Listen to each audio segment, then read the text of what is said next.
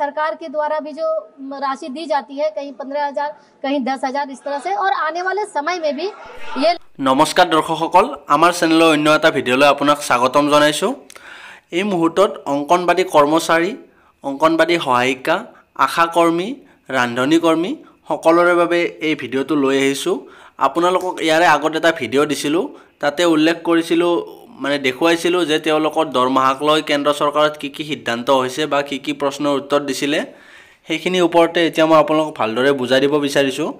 কেন্দ্ৰ চৰকাৰৰ বিৰোধী পক্ষৰ প্ৰশ্নৰ উত্তৰত শাসকীয় পক্ষৰ বিভাগীয় মন্ত্ৰীয়ে উত্তৰ দিছিল যে অংকনবাদী কৰ্মীসকলৰ দৰমহা সময়ে সময়ে বৃদ্ধি কৰা হয় আৰু তেওঁলোকৰ দৰমহা কিছুমান ৰাজ্যত এতিয়া 10,000 15,000 পৰ্যন্ত দি থকা বুলি তেখেতে উল্লেখ কৰিছিলে।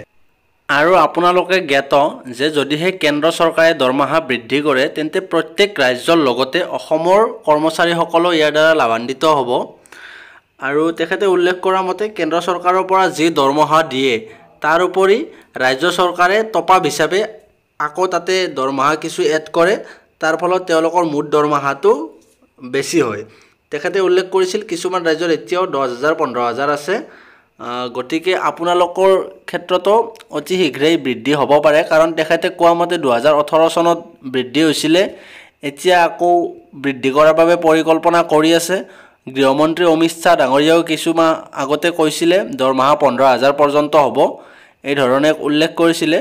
গতিকে এই ক্ষেত্ৰত যথেষ্ট সম্ভাৱনা আছে আপোনালোকৰ দৰমহা অতি শীঘ্ৰেই বৃদ্ধি হ'ব পাৰে।